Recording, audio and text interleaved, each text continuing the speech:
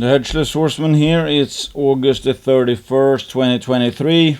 Overall a pretty messy day in the markets. Stock market, well, stocks are, I guess, down a bit, dollars up. Gold down a bit, but still it's like $33 from 2000. Silver, I think lately have run up a bit. I think it was down to $21 or something. It's up 1%, no, down 1% today. Which is, I mean, it's gonna bring out like the 4-hour day or 4-hour chart here. I mean, it's absolutely crazy how much noise there is in the metals. I swear to God, silver has been declared to be in a bull market and a bear market several times in this chart. Several times. Even sometimes switching from day to day or week to week. This is why I don't have a firm, I don't let my short-term guess of where metals might be going influence my investment decisions. I think you should be excited about the companies themselves foremost. And I know, I mean, I was a big beta hound in 2015, and that was a pretty epic experience when, you know, from bottom to top there's like portfolio went up like 500%, and I was mostly in let's say questionable producers or you know, very high beta juniors, you know, Bear Creek and stuff like that. So it worked out great if you are a bit lucky with timing. That's the thing. That's what I don't, you know, love nowadays, or yeah, pretty much nowadays, just to be waiting for. Yes, it's more of a when or if question. I mean, seriously, if there's ever a time to actually be in beta, you know, it would be around here and here and here and here, and be out of beta around here. Well, anytime you get close to the red line and the green lines, like this is obviously a proxy as always. I don't actually own Bear Creek Mining. I just think it's a pretty good indicator of the sentiment in the junior sector. Up here, it was probably the best sentiment since I don't know how long. I mean, this was on par with that. Since I would say that we peaked in 2011, and basically we've been in a almost 12-year downtrend, I think, in overall sentiment, like lower lows, lower highs, and all that. That's why I also think it's gonna. I mean, this epic peak up here led to a very swingy, but still a you know, decade-long bear market. I think, given what's going on out there, how poor the sentiment is, that I don't think. I think we're in for the, let's say, a final flush, or that we are in the late stage of a very long, if we were talking like a very big picture bear market, because this was obviously a bull market because stuff went up like 500% and this as well, but it was short. But I think we've actually been, you know, trending down in terms of sentiment. This sector looks absolutely killed, and even more so given where gold, for example, is trading. If we were down here and gold was at like 1400 or something, I could understand that. But to have the valuations we have right now in the junior sector, given where gold is, I would say that is a testament to just how poor the sentiment is. People don't, I mean, 1900 gold can't even get people excited in gold juniors. I think that's saying a lot.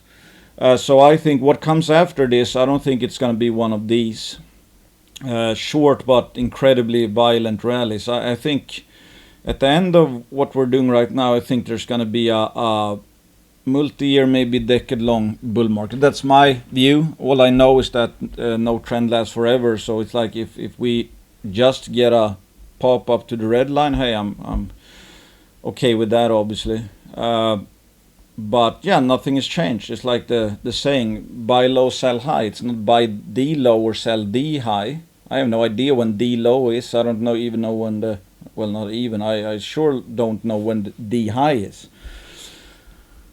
I try to buy stuff that I think is either cheap right now and or will go up in value and make today's prices look cheap one day.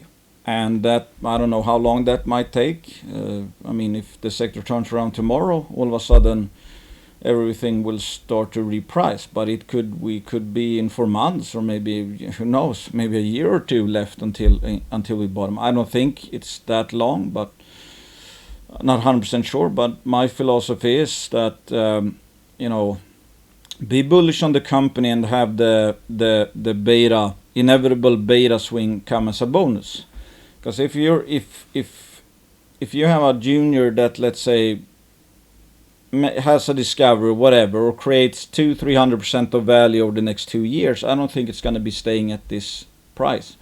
If we get a bull market, it might not go up, I don't know, 100-300%. It might go up, 600,000%. So, but that's the bonus and not the requirement, let's say. I think you should be bullish on the company. Well, I think it makes it easier at least. But at the same time, again, I mean, if we're close to a bottom and nobody knows exactly when the bottom is, we just know that every single day that it is not the bottom, it takes us one day closer to the bottom. So I think I would do well from here if I was in beta place only. It's just I find it extremely boring, kinda, to just be waiting and not getting, quote, paid to wait by, something going up in value, let's say. So I mean, preferably I think, beta and alpha is probably the way to go, because then you kind of make sure to get the beta sentiment swing as well as hopefully the company actually going up in value, so the swing will just be even higher. So yeah, let's look at some news. Well, this is not news, this is a chart. Eloro Resources has been one of the how should I say it, high profile stocks last 2 days. Everybody was, well, not everybody, but they have had delays with their maiden resource estimates, so a bunch of people were waiting for this in a crappy market, and I thought it would be better. I thought it would be smaller, the 670 million tons, containing 1.15 billion in situ ounce silver equivalent. That surprised on the tonnage front. But the global resource was lower than I thought.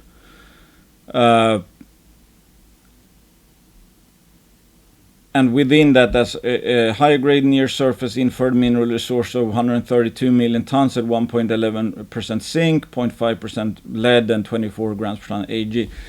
That is, I think, around the current mined grades at San Cristobal. So it's like if this was in operation, they would probably make money on that, even in this poor metal price environment. But you're not going to build a mine, I think, on 132 million tons of those grades.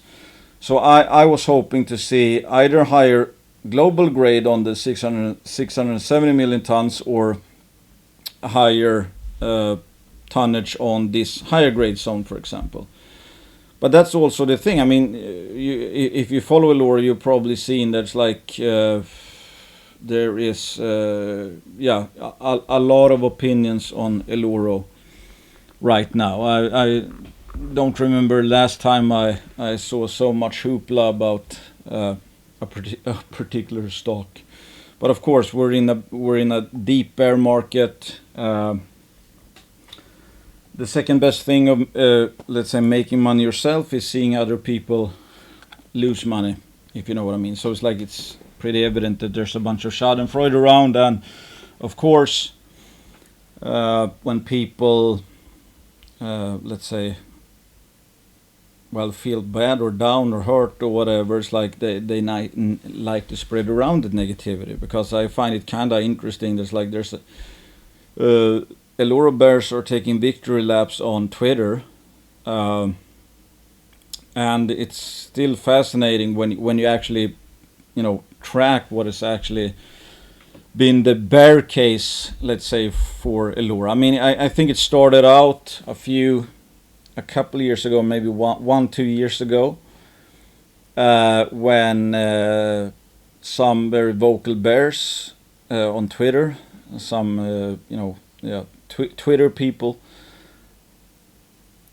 called it a big arsenic deposit, that Eloro was worthless because it was full of arsenic. I wrote an article at the time saying that makes no sense to, just based on a few rock chip samples that were very high in arsenic, to draw a direct line to the whole bulk, the whole system being full of arsenic, because they were taking spot chip samples on in a historic adit where old timers, I don't know how many, 100 years ago, 200 years ago, were mining some visual vein with a high gold content. And if you just looked at actual drill results, since they're looking for a bulk deposit like San Cristobal, there's not much gold there. So it's obviously, it's a multi-phase system to boot. So they were just plain wrong on that. But of course you'll never hear them say that. So they took a loss on that one, and then there was talking about cadmium, etc. I don't know, I don't see much talk about cadmium anymore.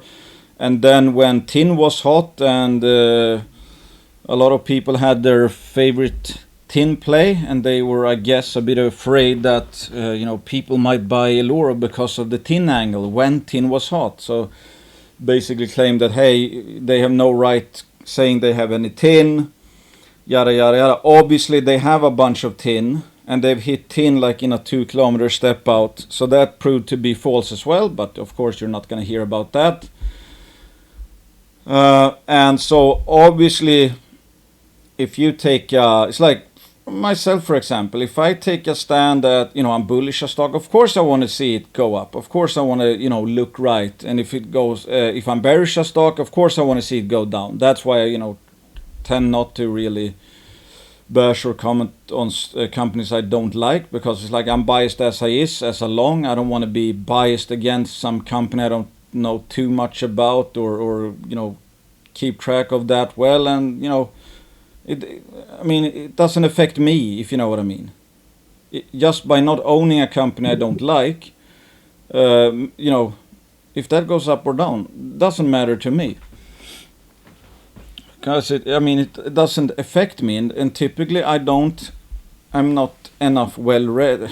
Well, I haven't researched the stocks I don't own or don't like enough. So I stick to talking about the companies I do own. And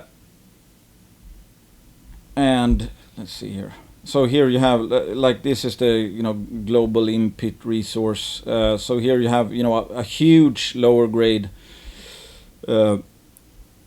shell, let's say, or cloud, absolutely massive, 670 million tons, and then you have a higher grade domain inside that. So as the company tells us, that's like, if they just drill more around the high grade zones, they expect to prove up there's more high grade. So I expect the higher grade portion to grow. Again, this is that's one thing as well. It's like, okay, some people threw out Eloro because it was full of arsenic. That proved to be false. Then it was because they had cadmium or something. I haven't heard anyone talk about that anymore. And they talk about metallurgy, and the metallurgical results, the preliminary, actually look really good.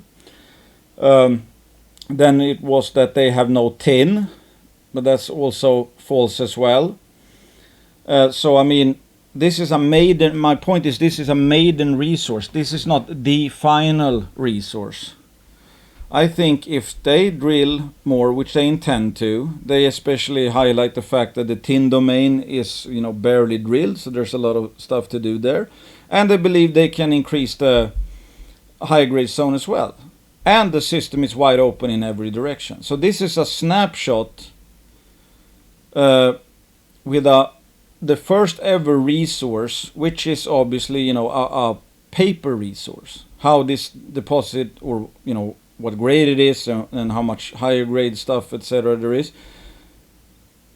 that we don't fully know, because it's like, you know, widely spaced drilling, etc. I mean, there's a lot of guesswork involved here. So it's not the final form of Eloro. So it's like, just to throw out something. I mean, I remember when you use, let's say, absolutes, that okay, Snowland, for example, some people, I would say, you know, with pretty high follower count, etc. on Twitter, they said it doesn't matter what Snowland is going to drill because it's remote, so it's worthless by default. Then you have kind of an absolute that at no price or whatever, nothing can happen that will make Snowland interesting because it's remote. Well, Snowland has been probably the best performing gold stock over the last 2 years or something. So you kind of missed a big case that I think was good enough for me to pile into, and I did so with, you know, family portfolios as well. That has probably been, you know, my biggest win in the last 2 years, and paid for a huge amount of losers, paper losers, and, you know, permanent losses were actually, let's say, sold out. But that's the thing. It's like, on that point, what should you? I mean, everybody all the time basically tries to, let's say, protect themselves from downside. But it's like, what's worse? If you own a stock, somebody says, this is, you shouldn't buy this is going to zero, whatever. Let's say it goes to zero. Contrary to someone saying, hey, you know, this is a really good case, you should buy it, assuming that someone actually gives direct investment advice. Let's say the stock you didn't buy, you missed out on 400% upside. The stock you bought, or let's say someone was bullish on it and it ended up being a failure. That's probably a better example. It went down 100%. Obviously, the stock that went well, but you didn't do because someone said, hey, there's a, you know, oh, it's a remote or whatever. That's obviously a bigger cost than actually owning a stock that goes bankrupt. But that's typically not what people say. Let's say people don't talk about the stocks that's like, well, you were bearish this stock and it actually went up 200, 300, 400%. They don't mention that. People typically only point out other people's stocks that went down. That I find interesting, because in reality, that's the whole point of high risk, high reward exploration, is that the downside is always fixed at 100%. It's the upside then that really dictates how good the risk reward is and the probabilities of it going up. But that's not how most people see things for some reason. I don't know why. But yeah, no, so it's like, in my case, I mean, given how many, I mean, I own a bunch of different stocks, and it's like, I would say most of them are actually quite high risk, high reward. And I don't, you know, if 50% work out, I would be very happy. That's all there is to it. It's like the risk reward. So it's like, what do I see Eloro right now? I mean, it's obviously taking a hit, and of course, since, I mean, the funny thing with Eloro is, like, I mean, I think I started buying around here. So I mean, initial buy is still up, and for a while there I was up 400 or 500%. But hey, I didn't sell at the top anyway, so it's like, but just saying, just like everybody always, you know, look at the recent past and say, you know, bad call. Well, if you actually, if someone got bullish when I got bullish starting here, it's not that bad of a trajectory. But that that doesn't matter, because investing is all about the future, obviously. Doesn't matter what is done in hindsight or backwards or whatever. So we had a shitty market day yesterday. I saw some stocks go down, like Line 1 and Fire with Metals. They went down like 9-10% on heavy volume with no news. Eloro went down like 14% on news, which I think the maiden resource was, in my opinion, I expected more. But the question is, of course, is it cheap or not? I mean, something can have, let's say, underwhelming news, and it went from cheap, and it would still be cheap, but it got cheaper, etc. That's obviously hard to say. It's like, to me, Eloro has right now at face value. Now they have a huge paper resource. They have a huge resource on paper, 670 million tons, 1.15 billion ounces AG equivalent. If the metal prices turn tomorrow and we started a new bull and it ran for 2 years, whatever, obviously I would expect Eloro to do very well, because all of a sudden this deposit, this huge deposit or resource that right now I would say looks marginal, at those prices it could be worth billions. So that's the interesting thing, and I was going to say problematic thing. It's like, this has so big beta right now that if metal prices do poorly, I don't expect it to go up much. It might actually go down a bit more, especially if this bear trend continues in the sector and metals. But hey, if all of a sudden prices went up, there's huge beta in Eloro. So I see it kind of as a big beta play right now with their big resource. And again, I don't think at today's prices you probably wouldn't make a mine out of that global resource. I could be wrong. But their higher grade portion, I think that would be a mine, but I think they need to make it larger, which takes time. Obviously, they are already said they're going to be drilling, and we have that, the tin angle. So the maiden resource is a floor, a starting point. Okay, this is how it looks based on the drilling we've done so far, and they're saying with more drilling, grade is probably going to go up. It's wide open, so it's probably larger than it looks or is on paper. The tin zone hasn't really been drilled that much, so there's probably a lot more tin, and they hit tin 2 kilometers away. So again, just throwing out the baby with the bathwater, saying, okay, the maiden resource, that's all there is. What's the saying? End all be all. That's obviously not the case, because no big system. I was going to say, it's like a maiden resource. It's called maiden for a reason. It's not the final resource. So we know what we have on paper right now, which is a huge low-grade deposit. I think that's going to get better. Should I be shocked that it's sold off? No. I think the grade would be higher, for example. So I'm not sitting there as like, oh, this was above my expectations, and that's the thing. It's all about expectations in the short term, because it doesn't matter what the value actually is. If it is below expectations, it's going to go down. If it's above expectations, it's going to go up, because it's priced. The day before the news release, it had a particular price, a particular median or marginal investor expectation.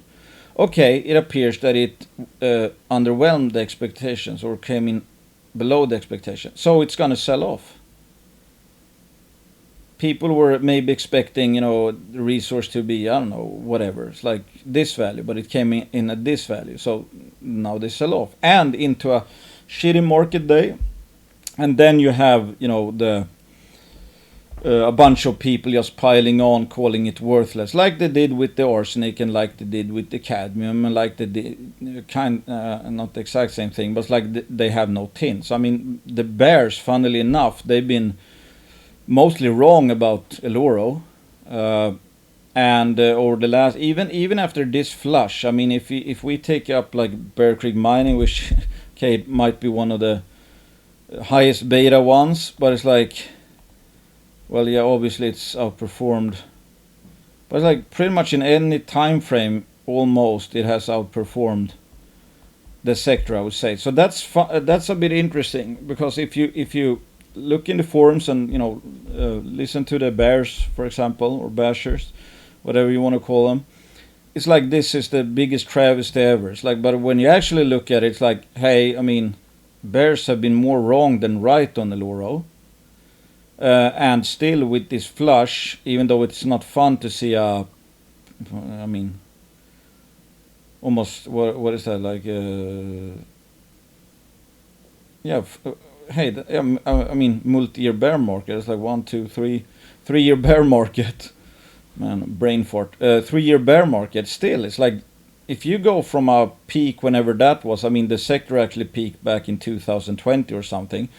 Eloro has outperformed the sector, so it's just a bit ironic or interesting. There's a lot of victory laps going around, and it's like a lot of things they even got wrong, and it has still so far outperformed the junior sector. So it's absolutely not as bad as people make it feel like. But it's the same with Twitter or whatever. You get flooded with negativity, so you think everything is worse typically than it is, because it's like if you go on Twitter, if you were happy, it's like, oh, I'm a, contrarian, no, the sector is cheap. But if you go on Twitter, it's like everybody's negative. Sell, oh, I hate this sector, whatever. Of course you're gonna get negative, even though you shouldn't, but it's hard to not get sucked into that, if you know what I mean. So it's like, what is Eloro? What's gonna happen with Eloro? What's Eloro gonna look like? Where's the share price gonna trade? 6 months from now, a year from now, 2 years from now? I don't know. I just know that the metals complex will go higher one of these days, and in that case, Eskay has huge leverage to a rising metals complex. Do I expect them to, for Eskay to get better? Absolutely, because this is a snapshot maiden resource. So they will, I think the high grade tonnage will increase. They might make a few discoveries, etc., etc. In the short term, I have absolutely no idea where Eloro is going to go.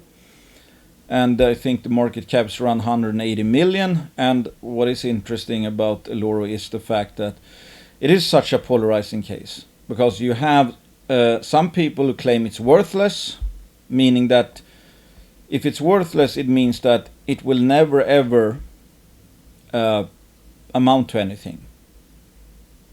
Not thanks to rising let's say metal prices. I mean, it's like, I remind myself, it's like, what did Ross Beatty do? How did he make so much money in copper? Well, he bought a bunch of low grade for that time at least, copper projects in a copper bear. So he just bought a bunch of copper deposits that were at face value worthless at the time, because the copper price was so low. Then a few years later, he sold those projects for, I don't know, $1-2 billion or something. Made a huge amount of money for all the investors that at least got in early. So that's the thing. At face value at the time, he was buying something that was worthless at that price. But when the bull in copper came around, all of a sudden those projects with the same grades were worth, at face value, maybe billions of dollars. So it's impossible to say really what Eloro will be worth at any given moment or in the future, because it depends, what the company does. I mean, if they prove up 300 million tons or whatever, or make a discovery, etc., all of a sudden this project might be a pretty robust project at these prices. And I know some bulls, longs, who argue that it's, even at these grades, is worth quite a bit. I don't know that. Nobody knows that for sure. To me, at least the global resource looks marginal, but it's like, hey, I'm a metals bull overall, so the claim that this is worthless, I think, is absolutely ridiculous. It's an absolutely huge system by the looks of it, and it's again still wide open, and the risks, I would say, are to the upside, that the higher grade zone will increase with more drilling, because it's probably not going to decrease, for example, and all of that. So I don't know. I just know that I think the ones who call it worthless are full of shit, as they were with calling it an arsenic deposit and that they have no tin. but I wouldn't, call this snapshot, this maiden resource, like a great success. I think it's a starting point. I think, and again, if metal prices shoot up all of a sudden, this is worth a few $1 billion. That's the hard part. But I would prefer to have something that is robust at today's prices, and you have some kind of margin of safety in terms of, hey, this might not make a lot of money right now, but it would make some money, or at least, have a neutral cash flow. But if, when the metal bull starts again, then all of a sudden it will be a cash flow monster, because it's a huge mine, produces a lot of metals. Again, I don't know that. I don't know when that is going to happen. I bought some yesterday for the family portfolio, which is, already down, like, I don't know. I bought it 2 spots, but it's down maybe, 15% already. Hey, it's like 15%. Not that big of a deal. And, thinking about if I should maybe pick up some more shares around here, because again, it's like, if nothing else, this has huge beta, and I don't think this is absolutely not, in my opinion, a worthless project. So if anything, it's at least has huge beta to this inevitable move, which I don't know when it's going to happen. And of course, I just drew a few lines. Some would argue that support has broken already. I absolutely don't know. This has made some false breaks and breakdowns, and break stuff everywhere, or false stuff everywhere, false breaks or whatever. I see that RSI is the lowest it's been since they started with Eskay. This would be the other lowest time. That proved to be at least a short-term bottom, etc. And price is not too much below. Well, I guess 3.3.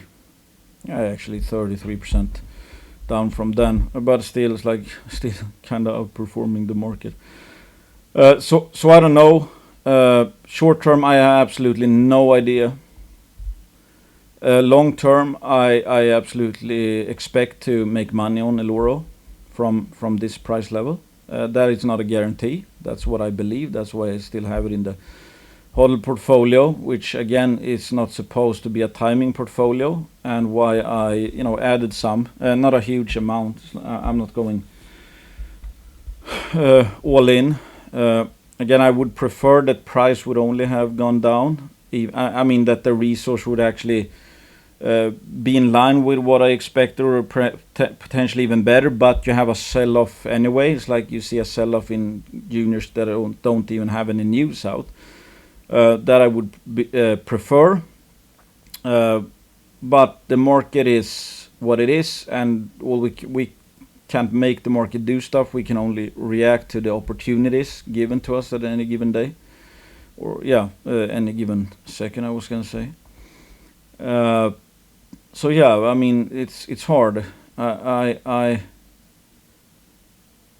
It's hard to say, because I don't deal in absolutes. I buy when I think the risk reward is good, and sell when the risk reward is bad. I have no idea really which stock I will actually end up making money on, because I don't exactly know every single news item that's going to come out. So it's basically sophisticated guesses. That's how I would put it. I wouldn't be surprised to see Eloro be higher than where it is in a year, for example. If metal prices do well, they expand the higher grade resource, they make a tin discovery, etc. Hey, maybe a few or several hundreds of % higher in a good market. But I wouldn't take any victory laps as a bear. But of course, most people are absolutely shit at investing, including the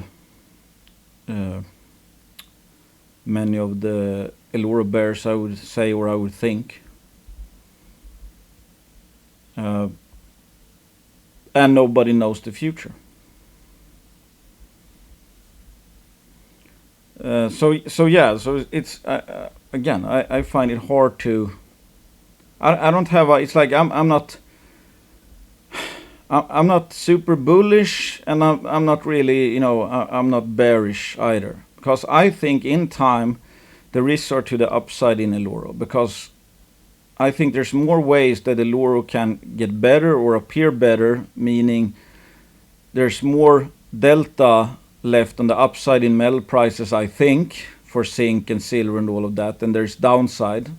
And obviously from a sentiment, junior sector sentiment perspective, the big delta move is up, and they can increase the current resource and make discoveries. So take all that together, I think there's more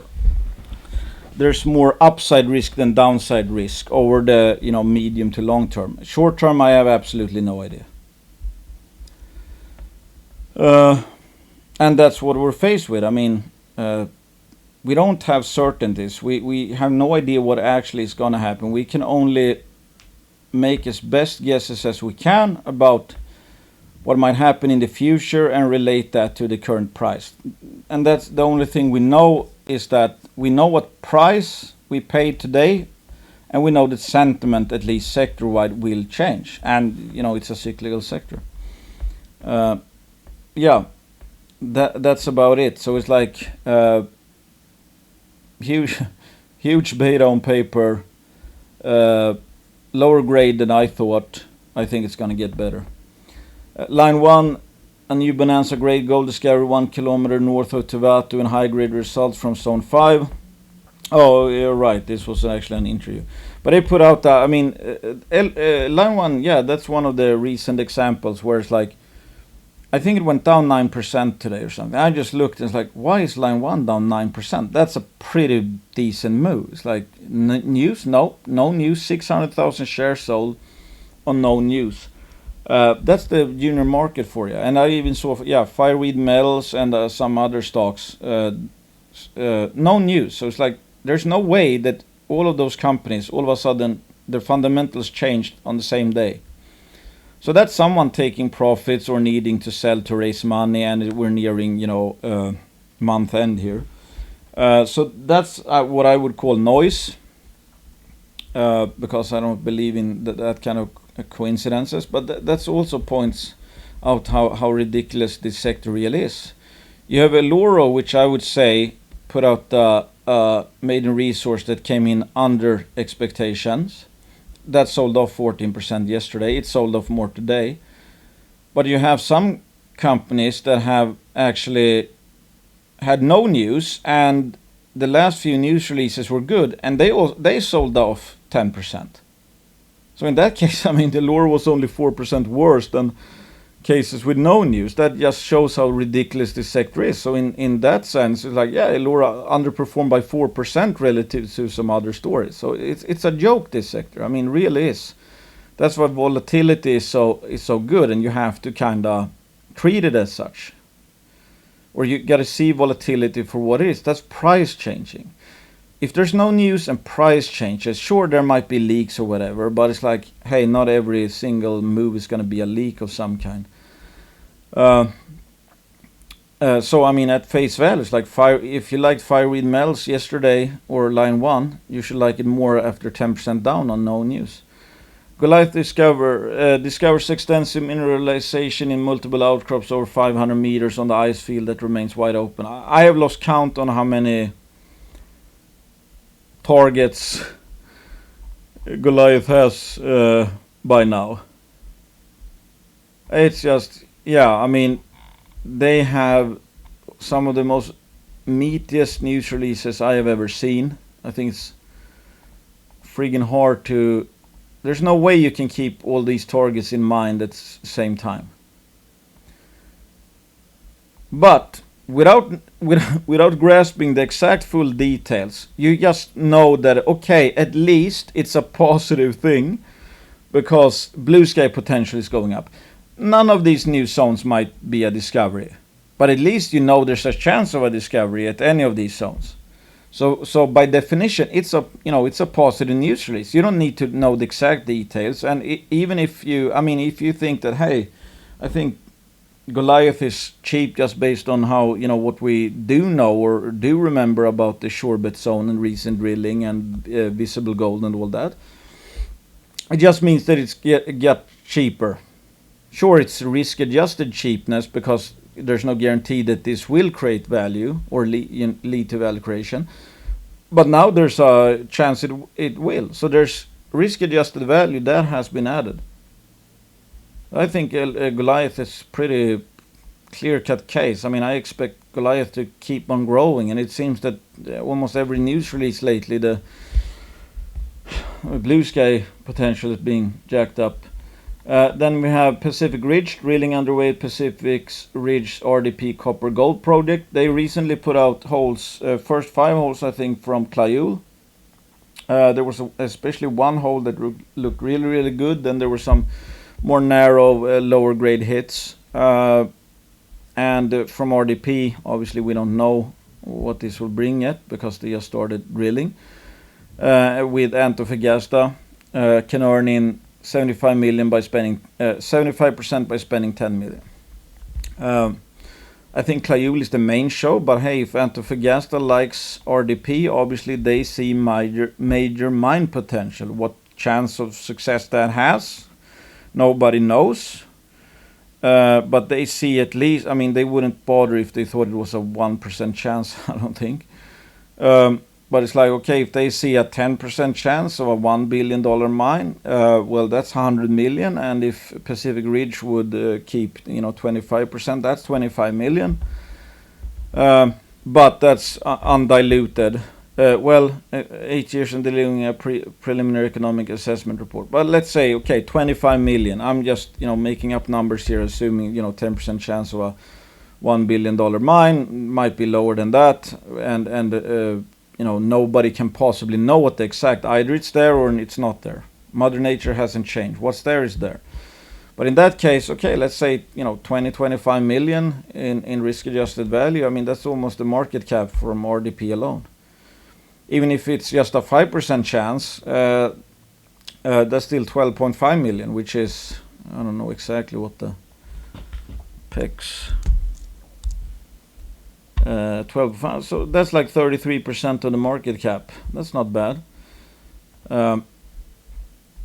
Anyway, I think this is a quite cheap one, and as always with these higher risk, this is part of the gambler portfolio. So if this doesn't work out at all, none of the projects, I expect to have a, maybe a big loss. But if any of these projects work out, if Clayul works out and all of that, hey, in a year or two, maybe I'll see it with I don't know, 5 to 10 bagger. I don't know. It's just that it's not priced. It's not pricing in a high chance that they will actually have something worth mining. If they end up with something worth mining, I expect it to go up multiple times. Eskay Mining. This is going to get interesting, I think. Eskay Mining drills VMS mineralization at 4 new targets at its consolidated Eskay Creek project, Golden Triangle, BC. You can look up the news release yourselves. They mention here, for example, at Cumberland, a current total of 5 drill holes have been completed by Eskay Mining this season, each intercepting seafloor proximal stockwork in massive sulfide mineralization, figures 3 and 4, over core lengths of approximately 25 to 85 meters. We don't know exactly how much is massive sulfides or semi-massive sulfides or stockwork mineralization, whatever, but it sounds like there's something there. And we know that TV, for example, put out some pretty good numbers from their stockwork zone, which is the feeder zone to a massive sulfide, and they've hit massive sulfide mineralization as well. So okay, there's stockwork and massive sulfide mineralization over core lengths of approximately 25 to 85 meters. Is there a chance that this is kind of a barn burner? Yeah, of course there's a chance. I mean, the big thing is if they make a discovery hole. I mean, you're typically not going to drill the best hole you're ever going to drill as a discovery hole. But they hit, as it says, VMS mineralization at 4 new targets. There's VMS all over the place in their large land package, which was suggested by the BLEG results.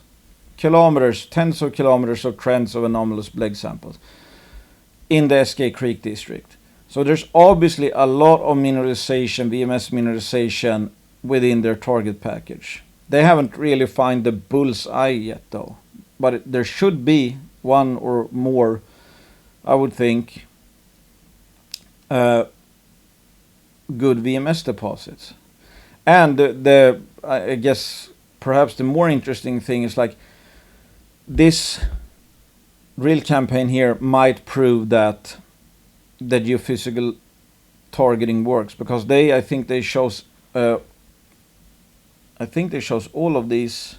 I mean, where they actually are drilling. I think that's based on the geophysical model. They hired an expert who did a geophysical model based on the Eskay Creek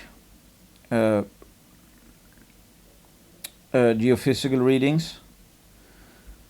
So in that case, hey, okay, they might have a good tool how they can actually find these at depth.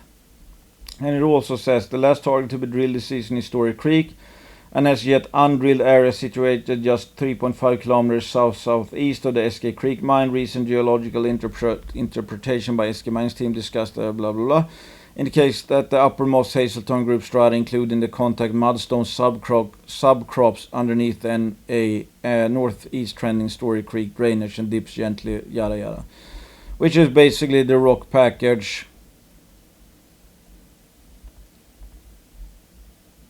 that hosts the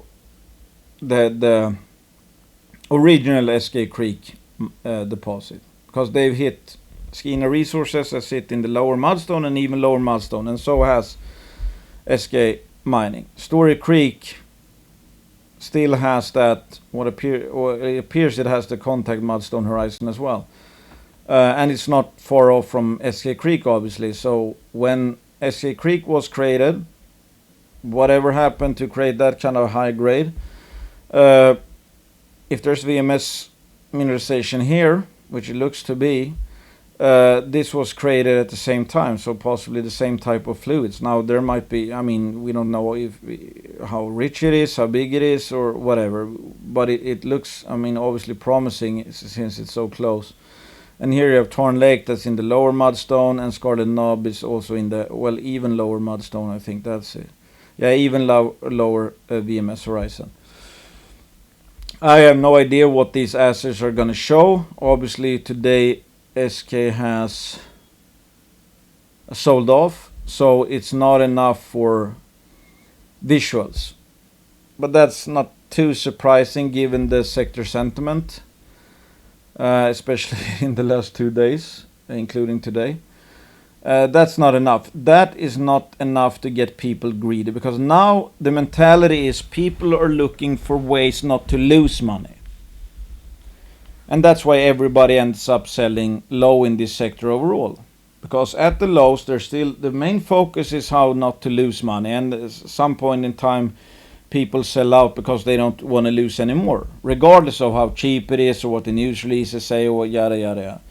So this was not enough today to get, I mean, it's not really in a big volume, but it's like, well, yeah, but there's no greed. It didn't spark any greed. It didn't spark any risk on people.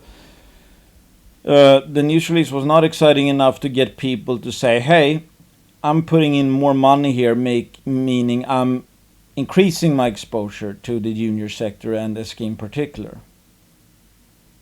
That's the thing. It's like nowadays there's only a few cases that work at any single time, share price wise, because there's so little money, there's so much scared money, and there's so few new dollars coming into this sector. So it's like there's a few that actually gets the crowd with them, if you know what I mean, and then that feeds on itself. Like you saw what happened in Aston Bay. Boom, everybody got talking about it. And that was based on visuals pretty much. So that's a rare exception. But that's, you know, people were throwing around trillions of dollars and the new Kamua Kakula. that kind of greed narrative is what is needed right now to get people to dare to increase their exposure to the sector. That's going to change one day, of course. I mean, that's the thing. When we get up to sentiment levels like this, everybody's going to be thinking about what stock can I buy so I can make more money. Now everybody's thinking, okay, what should I sell so I don't lose more? That's the beauty of this sector. That's why it's such a brain dead sector, and why it's much easier when you actually zoom out and focus on the low hanging fruit. This is the low hanging fruit, the sentiment swing. That's low hanging fruit. I know I can't look myself in the mirror and be bearish at these levels. This is no brain territory. I'm fully invested as I've always been. And let's see here. Okay, 50 minutes. We're coming up. It's getting long in the tooth. Anyway, some people have asked me about updating HODL portfolios. It's been slightly updated, I guess new, and that's partly. I mean, some more because some went down in price because I haven't really done much with the HODL portfolios, but the ones have increased in position size, mostly thanks to stock re-rating since January. Or sometimes adding more shares as well. That would be like Eloro Resources, Headwater Gold. I really like those stories, and they are a bit. Typically, I don't have too many pure exploration plays in the family portfolios. I prefer the when not if stories, meaning it's like you just wait for at least the sentiment to change, and they have margin of safety. Headwater Gold and Inflection don't have that, but they have so many targets combined that I think actually if you just take those two positions together, they have so many targets and projects, and Headwater have actually like two discoveries already, or discovery holes at least, that I think those two together have actually a very good chance of making a legitimate discovery and proving up something that might be worth a few times of the current market cap. I mean, in Inflection's case, if they hit a big one down there, a copper porphyry, that might be a lot higher. So that's how I look at that. They're so diversified to the upside, and Headwater is a bit the risk with discovery holes already, that I think it's not that risky, especially together. Gambler portfolio hanging in there, 25%. I think it was up at 45% just a week or two ago, but we have had some pretty poor days in the junior sector. Still, it's like, again, the point of this was to show that okay, people believe they need so much market timing, etc. This is gonna try to be an example of where it's like, and that you shouldn't be in high risk, high reward place and all of that, basically very unconventional. That hey, I don't need too many winners that could pay for the other ones, because it's kind of fun. It's like almost none of these I think have actually put out some, as I said. Well, Western Alaska has. That's gonna be a hit. I don't think any other has put out assays. If assays is the big, well, Goliath has actually. Goliath has, but it's like, hey, again, Headwater, they're using multiple drill rigs. I think they're gonna hit something tectonic. I don't know what they're gonna hit, but it's a friggin' big target. Inflection over the next 18 months, 35,000 meters of drilling. Brixton, no assays yet. Partnered with Rio Tinto, Fathom Nickel. I really like this story. And I mean, they have two potentially, I mean, the thesis is two district scale nickel projects, and will that turn out to be true? Will they, do they have a high value nickel sulfide mine there, or a entire district at one or two spots? I sure don't know. It's not priced it's priced like they don't have a shot in hell of actually having that, which I think is too pessimistic. Goliath keeps on drilling. Condor has not yet drilled, but at least they have. They were supposed to have all the permits by now, but as far as I understand, there was some mistake or something with some, they had to file something, and they didn't. So that's actually leading to even more delays, which obviously suck, because this is one of the most exciting targets that will be drilled that I know of. Altamira's become more of a sleeper. I think Altamira is cheap, and we've seen Lavras Gold jump up on some disseminated hits in Brazil. Altamira has a intrusion type gold system, so I think that's interesting, but I do think they need to raise money. Western Alaska, I don't know why that has gone down really. I mean, they have delays, unfortunately, so I guess that's what that they won't be able to get as much drilling as they thought.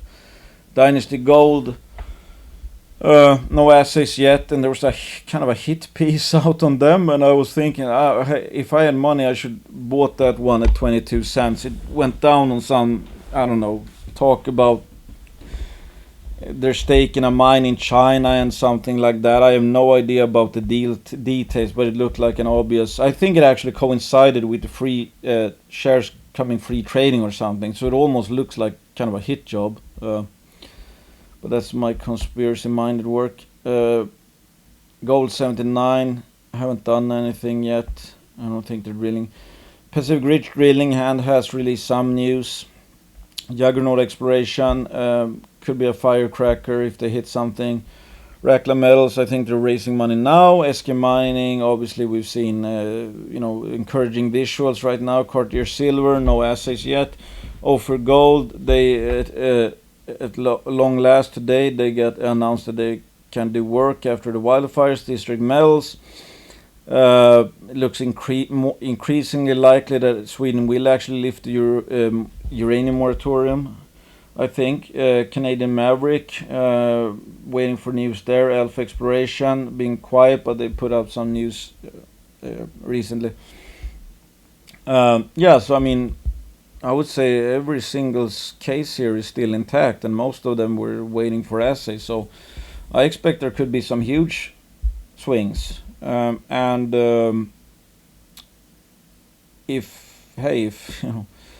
30% of these actually may end up making significant discoveries, I think they're gonna pay for the rest. Easy as that. And if we go into a high sentiment environment, they will more than pay for the rest. As always, consider me biased. Many companies I talked about are banner sponsors, and I think I own shares of every single company I've talked about, which makes me in that case twice biased.